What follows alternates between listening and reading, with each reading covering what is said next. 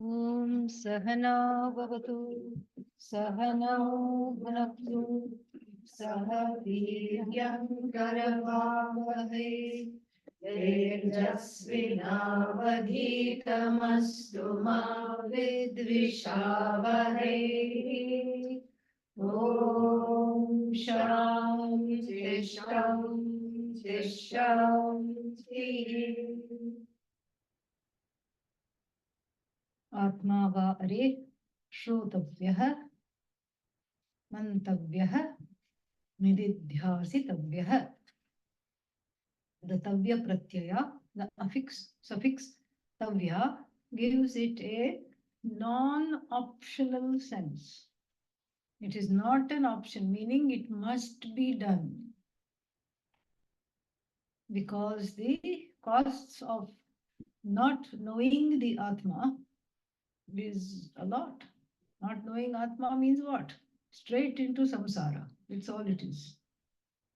And sorrow, pain, suffering, all these things are there.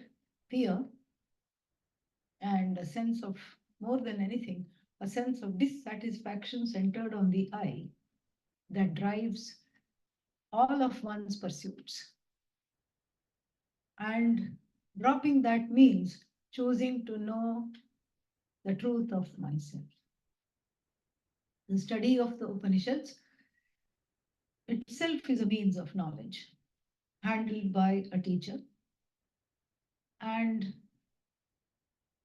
that means that I don't sit and correct the Upanishad. That's why there are so many times there will be some grammatical mistakes in the Upanishad. Atma Yanamaha, Atmalinga Yanamaha. There is one call and response, Vedic shloka. Atma is actually Atman. So a little bit of grammar I know. So I can take a pen and say Atmane Namaha, not Atmaya Namaha. It doesn't go like Rama. Don't do that. Something, at least one thing in our life, let us keep it untouched. Everything we just, our paws are in everything. We want to edit, we want to correct, we want to say this is not what it is, we want to interpret. Leave the Upanishad alone. Not for the sake of the Upanishad that we have to leave her alone. Leave her alone for your own sake. For our own sake, we have to leave her alone so that she will speak without my prejudice coming in the way. And so the Upanishad itself follows. The Shravana Manana Nididhyasana Vidhi is there in the Upanishad itself. The Upanishad teaches through repetition many times. 9 times the same thing is repeated. Even in the third Valli of the Taittiriya Upanishad, we see the same thing. Tapasa Brahma Vijijñāsasva. Same thing comes again and again. The injunction to inquire, do self-inquiry, which in the dialogue between Varuna and Bhrigu. And so it teaches listening. Mananam is also indicated indirectly. Nididhyasana Vakyas are also there in the Upanishads. Contemplative, meditative statements that help one to bridge the gap between oneself and the teaching. Sometimes there is a gap. I can't own up the teaching. So therefore, there is a little bit of a gap that is bridged through the Nididhyasana. And then we have a lot of Prakarana Granthas, so the secondary works in the Sanskrit language. Because we cannot restate this enough number of times. And the authors who write this, the authors and the poets, they don't write it for the sake of, what's that, they don't write it for the sake of becoming famous. That's why many of them we don't even know the authorship. It's all Shankaracharya, attributed to Adi Shankara. Because they don't want to write for the sake of becoming famous. They want to write for their own clarity. When you write, when you teach, you know, you know what you don't know. Okay? Yeah. You know the big chunks of not knowing, hazy knowing. All this becomes clear. So writing also, it's one thing, listening. And then when you start to write, immediately the black holes appear in the thinking. Thus, the Prakarana Granthas, we have many kinds of secondary works. One is itself called Prakarana Grantha, which means that it systematically unfolds the knowledge along with the pedagogy, um, stroke by stroke. What is Atma? Why we should study Atma? What are the qualifications? Why this methodology? Why go to a teacher? Having gone to the teacher, what should I ask for? And then what not to ask for, that also is there. And then how do I gain this knowledge?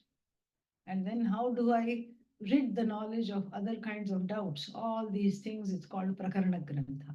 We have many such examples in the tradition of Prakarana Granthas. All the, what is that? All the bodhas, Tattva Bodha, Atma Bodha, Aparoksha Anubhuti, Prakarana Granthas. Then there are doubt removal granthas like this one, Manana Grantha. Then there are contemplative verses. One example is Nididhyasana Grantha, like Manisha Panchakam.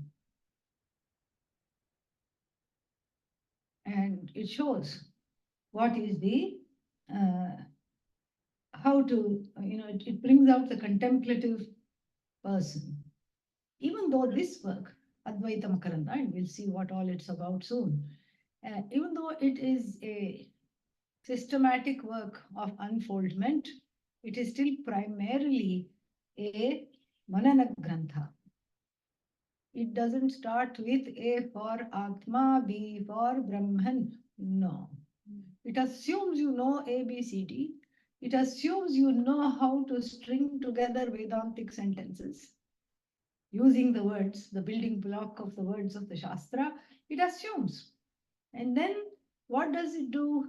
Its primary purpose is removal of doubts. The first doubt that is taken up is, how can I be Brahman? That is a doubt which everybody has, whether they admit it or not. They have it. Sounds wonderful, but how can I be Brahman? I must be something else. I must be the other choice. What's the other choice? Idiot. That's all. If not Brahman, idiot. No other thing in between. So, this is the doubt. It's an exposition of the Shastra in a unique way so that it removes doubts. So many doubts one can have. Who am I? Who are you? I know I exist, but why do you exist? Very important doubt. You must be existing only to annoy me. Many doubts are there like this. So we can't go one doubt after another doubt because as many people, as many minds, 100 times each mind, let us give a conservative estimate and say each mind has 100 doubts. 8 billion minds, we are only talking of human beings. Animals also have doubts, but about you as their owner most of the time. But then about the sanity of you, okay? But they keep it to themselves. So, so then only counting human beings, let's take a very conservative estimate. Each mind has 100 doubts, and 8 billion into 100, you can do the mathematics, okay? So we can't go with the doubt removal means we'll be here until we become petrified. We'll be continually here. All right, so therefore, the Shastra And the sages in their wisdom, they have divided the doubts primarily into two. One is Pramanagata Shanka. Shanka doubt. Samshaya, Shanka doubt. Pramanagata. Gata relating to, concerned with what? Pramana. We talked a little bit about the Pramana. We talked a little bit about how you cannot intuit this knowledge, how you cannot see the Atma, how you cannot, what else, hear the Atma, pick up the fragrance of the Atma, which is a very rare fragrance. All this you cannot do. Why? Because it is not an object. So, pratyaksha pramanani, the five direct perception, means of perception, sense organs denied to know the Atma. Because they can only objectify things other than you, they cannot objectify you. Then, Anumana Arthapatti. Anumana, one step inference, simple inference. You woke up today and the road was wet. What was the conclusion? Somebody took a big hose pipe and then has been busy. It rained. Simple conclusion. Simple inference. And then multi-step inference. Such as, if the medicine works on a rat, the rat is not called rat, guinea pig. It's neither, I googled this, okay, yeah, in my spare time. It's neither a resident of Guinea, nor is it a pig. Still called guinea pig. Go figure.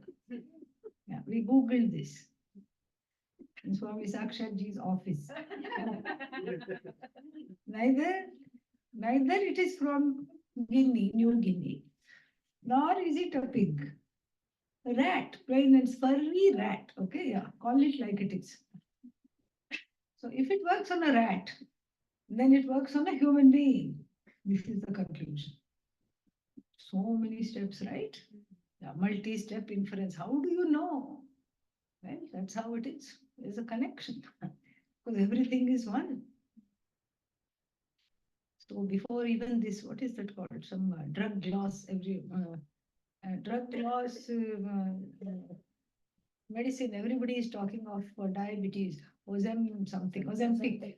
Yes, that was fed to this guinea pig. Then it became very slender. Then they assumed, okay, it must work for the. Yeah, it became very suave, svelte, and slender. And then they assumed it will work on human being. Then what? So that is arthapatti. Anyatha anupapatta. It is not possible any other way. This is the way. And the classic example is, of course, Devadatta. That's why I gave the weight loss example, because the traditional example is also about weight loss or the lack of that. Devadatta does not eat during the day. Factoid number 1.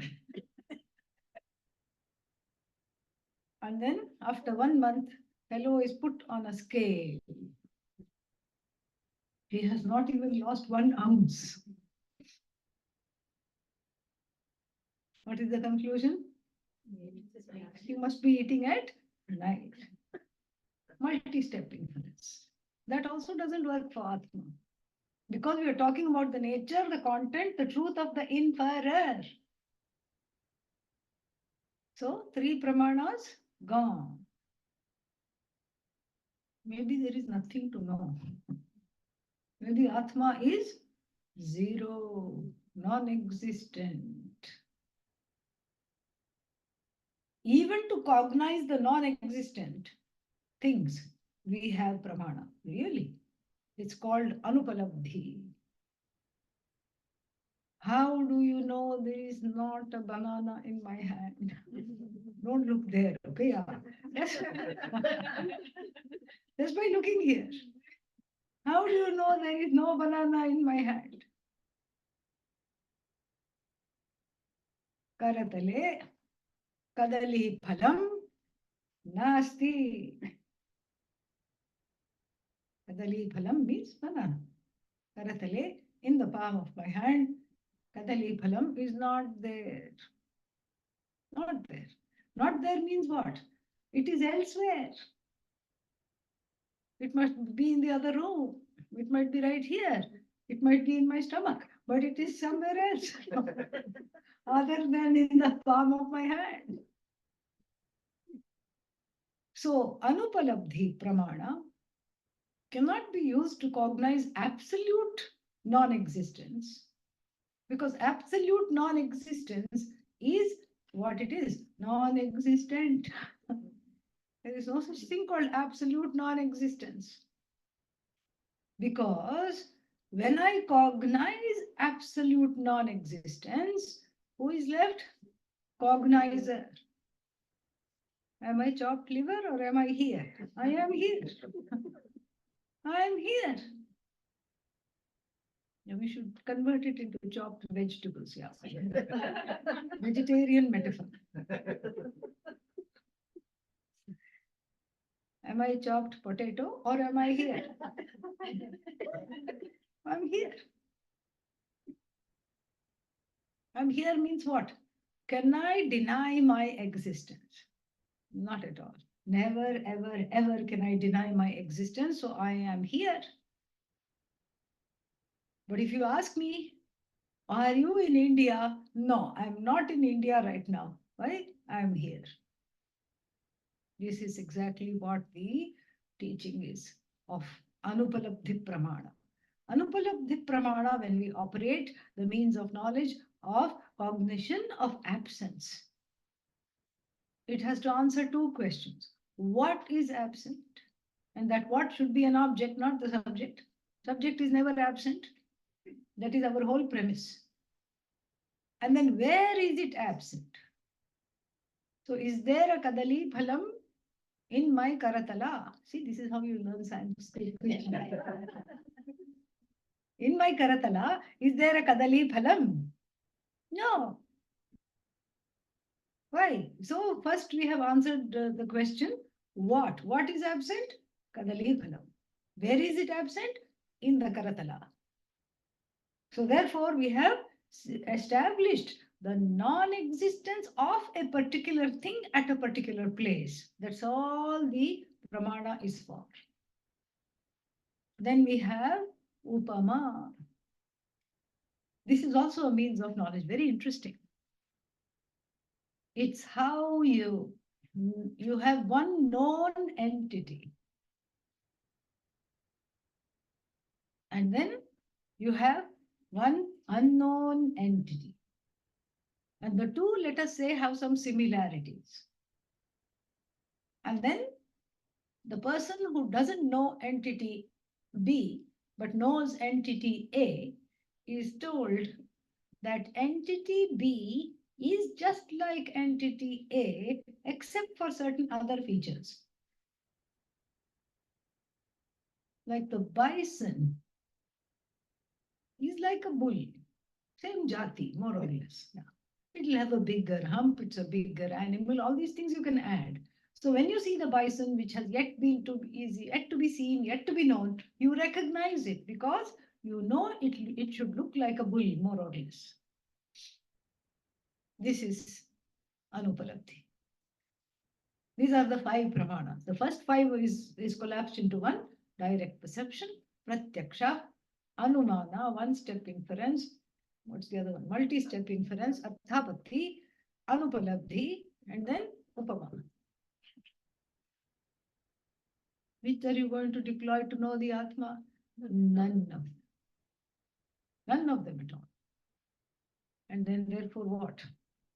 Therefore, the special pramana has to come from outside along with bag and baggage. Bag and baggage means Shastra. Bring the Shastra with it. It's here to stay. It unpacks the Shruti. here to stay. It unpacks the Shruti. It has to come from outside means what? Because these pramanas are vitiated by the handler. The handler is not terribly bright and is not able to understand that the subject is not, can never be the object. The object is, the subject can never be objectified. Not only is the handler not terribly bright, keeps on looking for the subject in all the non-subject places, keeps on looking for the subject in finite places, keeps on looking for the infinite in all the time in finite places, but also won't listen when one is told that this is what you need. Why won't the listener listen? The one who is supposed to do Shravanam, why won't they listen? Because the other five pramanas, who operates? I operate. I means what here? Ahankara. Ego operates. Yay, I found it. I got it. I saw it. I'm the discoverer. I'm the mover. I'm the shaker. And society rewards you for all your accomplishments. Yes. Upadhyaya, one title. And the person goes on saying, I got the title Upadhyaya. Ah, that's nothing. My title is Maha plus Upadhyaya, Mahopadhyaya. Third one says, that's nothing. Mine, I have two Mahas in front of me. Maha Mahopadhyaya. So the Ahankara is kept happy. It purrs like a contented kitten. It's just happy. And then along comes Pramana with its toolkit. Pramana has, that's why I said baggage, yeah? Has a little toolkit. Many things in the toolkit. One feather comes out. The person laughs. Oh, this is so much fun. While it is so much fun, what happens? Then the ahankara is put to rest, put to bed. Yes, sleep, sleep, sleep. Then only the knowledge takes place. The ahankara standing out like a sore thumb is never going to be, is the goalkeeper that will not let this ball of knowledge land. It spends all its time just pushing it away, pushing it away. Why? Because it's dangerous. It thinks it is dangerous. Doesn't know what it wants. It thinks it's dangerous. It's just like, the human system. There's a defense mechanism. Any bug from outside, what does it do? Just does that. Sometimes it attacks itself. Autoimmune, it is called. Here, the ahankara, every ahankara is suffering from autoimmune condition. It's attacking itself because it knows not what it wants. It wants this knowledge badly, and yet it doesn't know how to. It also wants all the small things that it has accrued, the degrees, the pedigrees, the possessions, the titles, the feel good, the roles. All these things it has accrued. And then what? It doesn't want to let go of all these things. Even though it's shown that you have everything. Does everything include this small thing? Of course it does. It doesn't believe you. No, no, no. You're just saying that I have to give up so many things, starting with pet peeves. What do you mean I have to stop complaining? That itself becomes a complaint. And in this way, The ahankara protects the smallness, the penchant for collecting, protecting, propagating, and then giving as a legacy to the next generation. All this nonsensical smallness, things which don't matter, I am protecting. Things which are ultimately shown by the Shastra to be non existent, I am protecting. What does it mean to protect something that's not even there? Like a feeling, I'm protecting. This one disrupted me. This one disrespected me. This one said something. So much so that everybody has to walk around eggshells around this person. So, this ahankara, in relation to other bodies of knowledge, is kept going. The other bodies of knowledge do not question the ahankara. This pramana alone questions the ahankara because the ahankara does not operate the pramana. We have seen this example many, many times. It's like going under. Under what? Anesthesia. So you cannot tell the anesthesiologist, I will administer my own anesthesia. I don't trust you. I don't even know who you are. Give me that. I will administer. Is that possible? No. Can't even tell the surgeon. Just give me one. I'll take a weekend, what is that, seminar on how to cut. I'll do my own operation. Thank you very much. Not possible. You have to submit. That is the surrender. You have to submit not to a person, but to their expertise. You're not submitting to the surgeon. You're submitting to the knowledge which the surgeon wields. Same thing here. You're not submitting or surrendering to a person, you're surrendering to the tradition, the knowledge, which won't unfold unless you show that readiness and unless you show, okay, see, no pramanas in my hands. Disarmed. I'm not armed with the pramanas.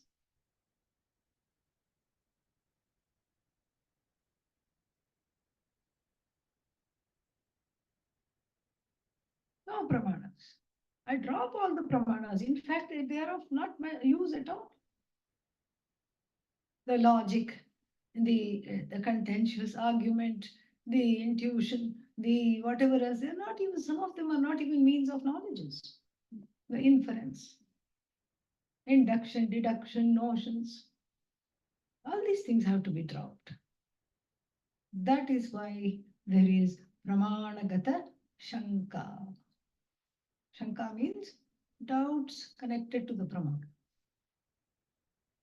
And it is very clear to see how one's own resistance comes into the picture. One's own resistance, one's own fears comes into the picture.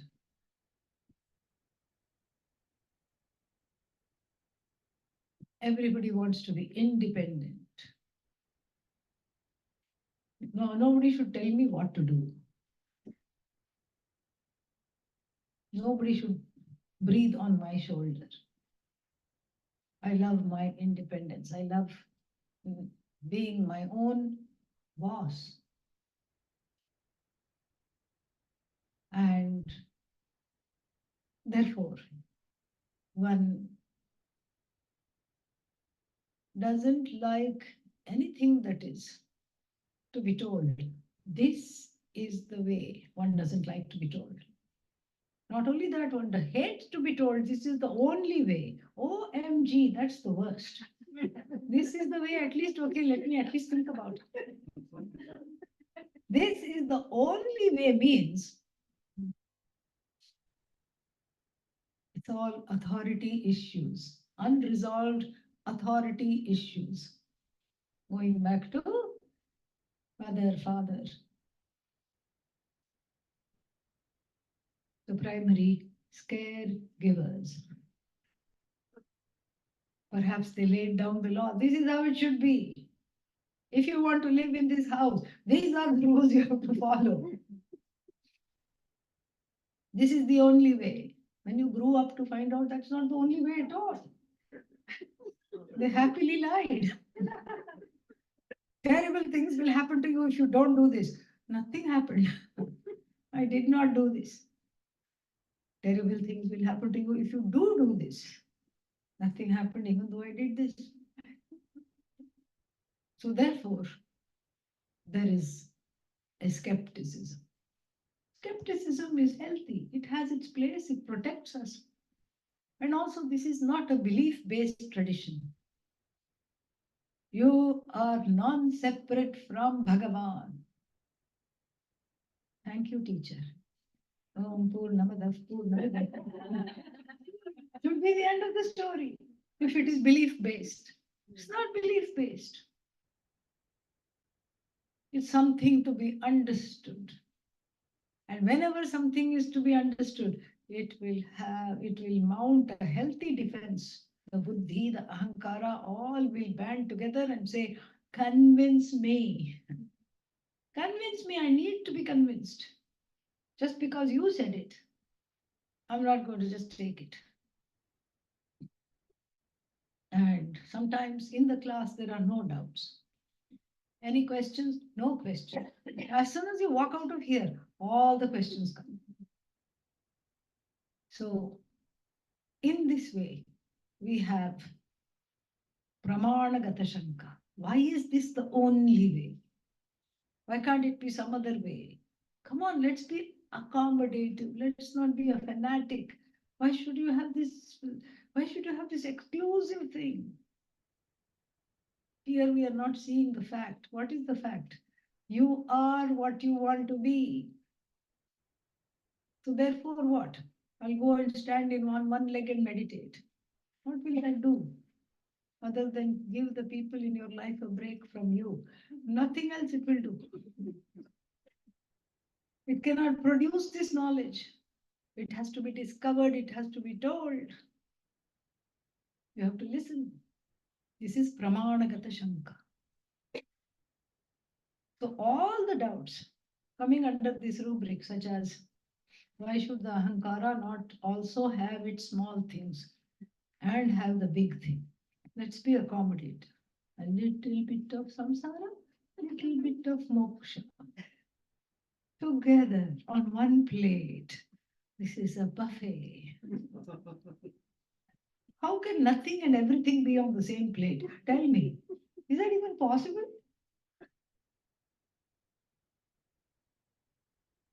So that kind of a doubt. What other doubts are there? Well, I'd love to have this knowledge, but I don't have the time. I have so many pursuits. You never have the time. Another doubt. I have the time, but I'm not that interested in this knowledge. You're not interested because you don't know the depth of it. You don't know what it's going to do for you. That's why you're not interested, or you're pretending to not be interested. There's no way that you won't be interested in this. You can say, I'm not prepared. That's a different thing. Other doubts. Why should I give up the ahankara? Why should I do this? Why should I do that? Why should I have shamadama uparati titiksha shraddha samadhanam viveka vairagya mumukshutvam? This is not items in lunch. Yeah. Maybe it's items in a big lunch that one has to assimilate. Qualifications. Why do I need the qualifications? Why not I try without the qualification? This all comes under Pramanagata Shanka, which is removed by, what is that? Mananam, which we are about to do. Then the second group of doubts pertain to Prameya. Prameya means that which is an object or the subject to be known, the subject matter at hand is called Prameya. What is the subject matter? Bhagavan, Ishvara as oneself. oneself as Satchidanandam Brahma. Brahman is the subject matter, Bhagavan is the subject matter. Then questions, doubts like, is there Bhagavan? Where is Bhagavan? What is this Bhagavan? If I am already Bhagavan, who am I praying to? These all come under Pramana Praveyagata Shanka, Prameyagata Samshaya. And as long as these samshayas are sashaying in the mind, cha cha cha, 1, 2, 3, 1, 2, 3, back and forth, one step forward, two step backwards, this knowledge will not sit. It will be a knowledge, it is sitting, but it's a doubt-riddled knowledge. What kind of knowledge we want? Free of doubts. The knowledge that is free of doubts, vagueness, and error. And vagueness and error can also be caused by doubts. So therefore, the doubt removal is very important. And we have here a treatise on doubt removal. All kinds of doubts will be taken up. And it is called Advaita-Makaranda. Makaranda means nectar, honey. Honey not in a bottle shaped like a teddy bear. Yeah, that is one kind of honey. But here, honey, which is the nectar in the flower itself. Makaranda. And Advaita means non-duality. The nectar of non-duality is the translation of this word. And the author, being a poet, has a very vivid imagination, as all the flowers in the meadow are one Upanishad. Each one has different kinds of nectar. Some fragrant, some tasty, some sweet, some slightly spicy. So many tastes are there. And the jiva is a being, learning to just be. That's why. Makes a humming noise and then goes from flower to flower. The student, jiva, the idea is to go from flower to flower, sample the Upanishads and siphon off the nectar. That is the beauty of the title. So we are the Bhringa bees. And we want to drink the nectar of immortality, which is the nectar of Advaya, non-duality, because truly only that which is non-dual can be limitless, can be immortal. And we'll see all that. We've already seen some of it. And this is the picture that has been set up. Advaita. A is a negative particle. Nadvaita, Advaita. And we can't just sit here because there are 6 forms of negation in Sanskrit. Not 1, not 2, but 6. Sadrishyarthe nanj. Nanj means negative particle. Sadrishya means what? Unlike. Here, actually it means like, but here unlike. So there are these reeds that grow in the water. This is a classic stock example I'm giving. Reeds that grow in the water, which from a distance look like sugarcane because they also have those bands. And the reeds are called anikshuhu. Looks like the sugarcane, but not ikshu. Ikshu means sugarcane. So I look at that and say, not sugarcane. Sadrishyarthe, 。 . 。 。 。 . 。 . 。 . 。 . 。 . 。 . 。 . 。 . 。 . 。 . 。 。 . 。 。 . 。 。 . 。 。 。 。 。 。 。 。 。 。 。 。 . 。 。 . 。 。 . 。 . 。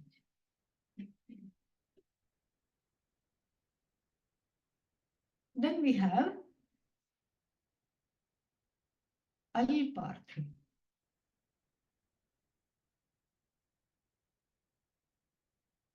Means it is there, but it is less. Anudara Taruni. This young woman has no belly at all. Does she not have a stomach? Huh? Yes, she has a stomach, but it is not sticking out because she is slim. Anudara Kanya or Anudara Taruni. Alparthe. Alavanam Bhojanam. What is this? You have put no salt in my food. Is there no salt? No, there is salt, but there is less salt.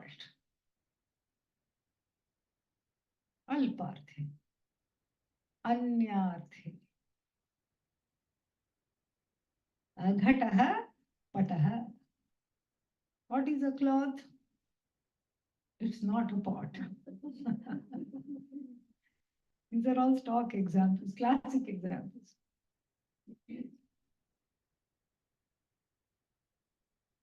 And so sometimes you can also say, bring anything but that.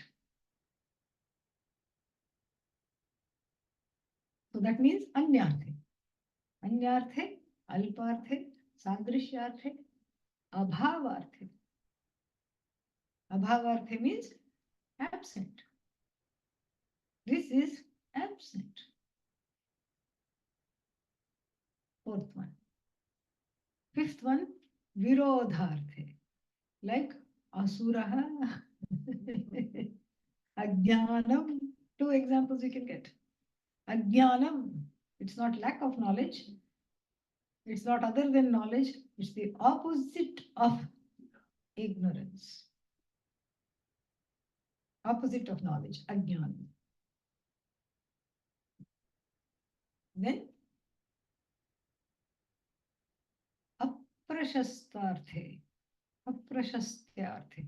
Aprashasta means not praised in a derogative sense. This person is abrahmana, means not a brahmana. Why? Because the person may be a brahmana, but he's not behaving like one. So we have 6 senses of just the particle a. We're not making great progress, are we? We are still at the first particle, first syllable of the title. What fun. Which sense will you use this negation? Any guess? I gave you 6 ways of negating in Sanskrit. Which one will you use? Huh? Take a guess, doesn't matter if you're wrong. Huh? Let's do it together, okay? Yeah. So let's take each one and see if it applies. Sadrishyarthe, meaning it's not like Dvaita. Advaita. Does that sound good? No. Cross. All right. Out. What was the second one? Alparthe. It's a little bit of Dvaita. It's Advaita, all right, but little bit of Dvaita must be there. Or not enough Dvaita. Yeah? No. Bye-bye. Next one? Anyarthe. It's anything other than Dvaita. There are 2 things. No. Okay. Then what was the other one? Abhavarthe. Absence, total absence of Dvaita. Yes. Yes. This is it. Abhavarthe. Because there is abhava of Dvaita. There is absolute. It's not lack. It is a total, where there is total absence of duality.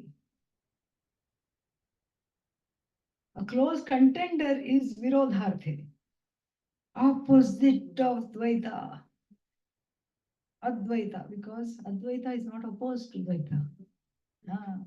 Advaita is not opposed to anything at all. In fact, there is nothing oppositional, there is nothing other than Dvaita. What else is going to do that? And then the last one, that Prashasti, in the sense of Aprashastyarthe, also doesn't apply, because we are not putting down anything. Not even Dvaita we are putting down.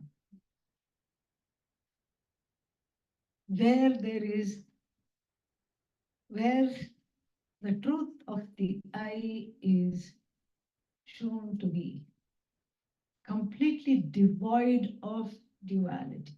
Mind you, duality, don't think only two. Two is Upalakshana for multiplicities. 2, 3, 4, 5 billions, trillions. Advaita-Makaranda, the nectar of non-duality, written by one Lakshmidhara Kavihi. Name was Lakshmidhara. Kavi must have been a title given by a king. You don't call yourself a poet. Other people have to say you are a poet. And for that to happen, that poetry should speak to everybody. Even somebody unlettered hears it and is transformed. That transformation, that ability to touch and transform the heart makes the poetry. It should be such that everybody should be able to love love its message. Its message must be universal. It should make you see what is being described as though you're standing right there. Like in Bhasa's play, Svatmavidyananda, a beautiful play. There, the Vasavadatta is a dear wife. And everybody knows, as long as she's alive, the king will not make a political alliance as was accustomed in those days, and marry another person. But this marriage had to happen because they were flanked by enemies on all sides, and there was a powerful ally to the south. And who had a daughter? That king had a daughter of marriageable age. And so, in order to get this king married to the daughter of the neighboring king, princess, Vasavdatta was also in on it. Being an astute woman, she said, yes, this alliance is necessary. So they stage her death by having this palace go up in flames. And she leaves a few bangles and necklace behind. And then the king comes and laments her death. And all that poetry, when you read, you don't know Vasavdatta, you don't know who she was. She's just in the beginning of the thing. And also the lament is delivered in the third person. You don't see the king lamenting in first person. The lament is so it should be less effective, but here it is so very effective, so beautiful. You can see the king's anguish. You can see, and then in other places you can see the king's delight at the end when this has been shown to be a sham. So good poetry should be able to open the heart. That is the definition of good poetry. That's why he's got the title of Kavi. And also, there should be meter. Nowadays, modern poetry means one line, the, second line, sky, third line is, fourth line, blue. That's the poet. Ho gaya kaam, finished. That's not poetry for us. Modern poetry has its own beauty. But this is in the, to write in the meter, there is something which is very beautiful. It touches you because the meter is by itself concise, precise. and non-precise sentiments to be conveyed in a precise way that something works about it. Very beautiful. You have beautiful Japanese meters. Haiku, simple. 3, 5, 3. Tanka, 3, 5, 3, 7, 7. Like this, we have so many different meters. Sanskrit also we have meters. Rishtup, Anushtup. This I believe is Anushtup.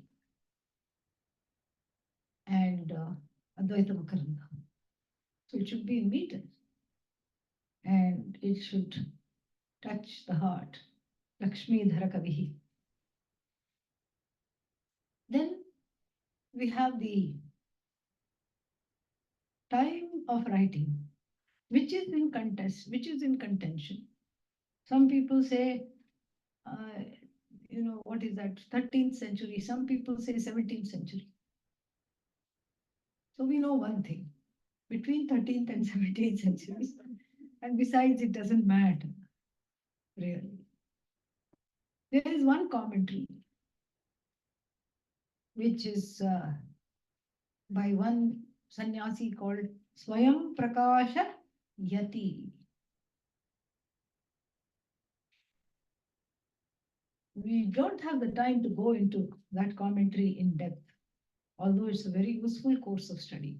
But the materials that I'm going to be talking from will be informed by the commentary, definitely.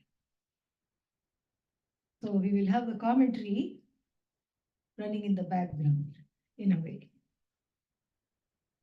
And so it is said, he wrote other works also, but this was in a way transformative also for him, because it is said after this he took sannyasa. He became a renunciate. And like in the traditional works, it starts with a prayer. Prayer is needed for successful completion from the three kinds of obstacles.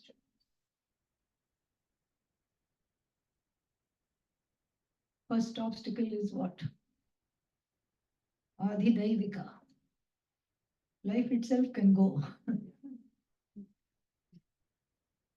That never happens in Vedanta.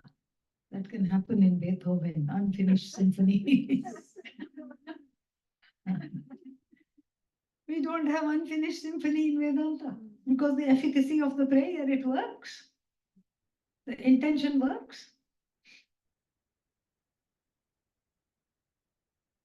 It's complete. So for the sake of completion, Adi Bhautika Ashanti. And then, Adi Daivika Ashanti. Adi Daivika Pratibandha Ashanti.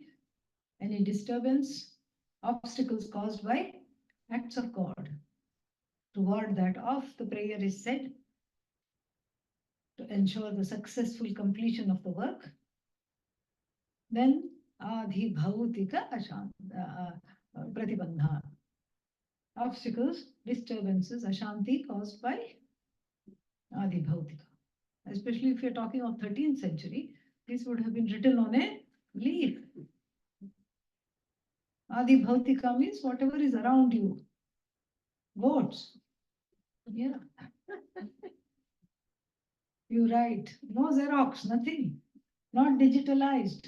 It's all in your memory, but then you with great difficulty on a stencil, with a stencil, you have etched it on a leaf, left it out to dry, assimilated by goats.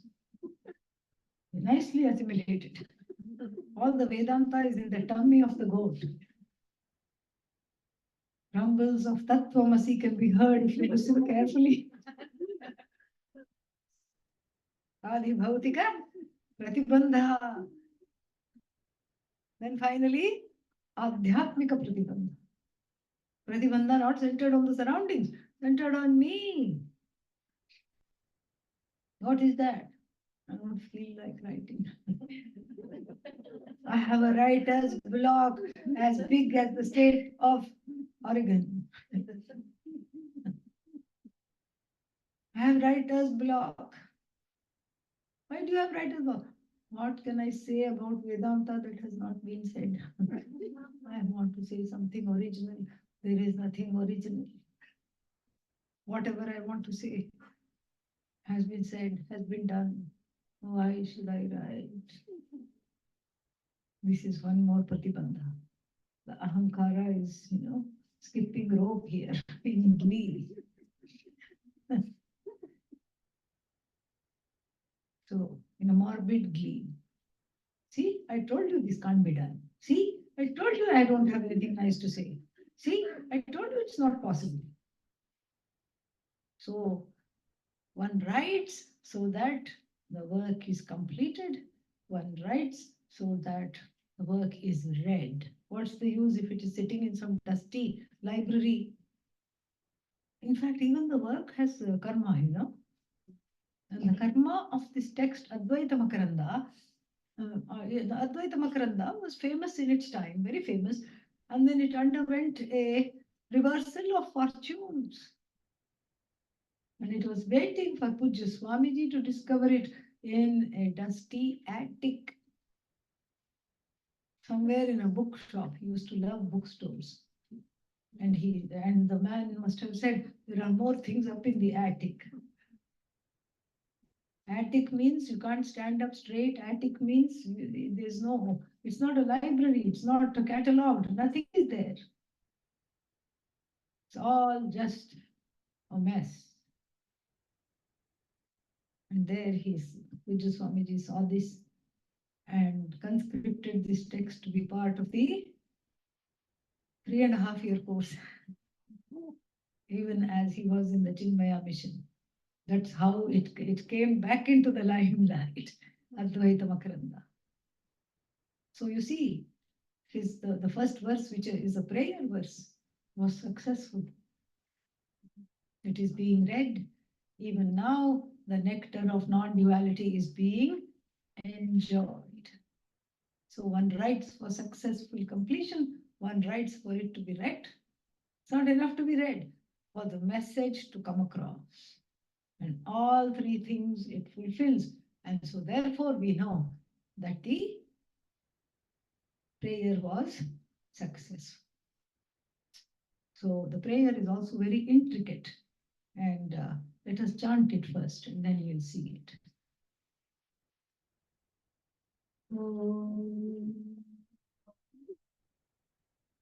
Katakshakiranaachant Namanmohabhage Namaha.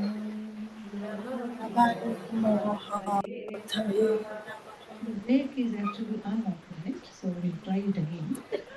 Katakshakiranaachant Namanmohabhage Namaha.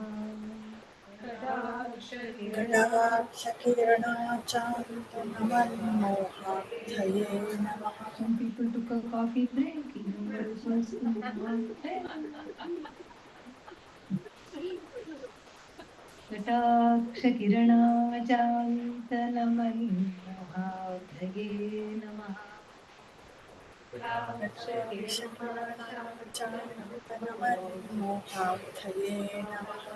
Amrita Krishnaya.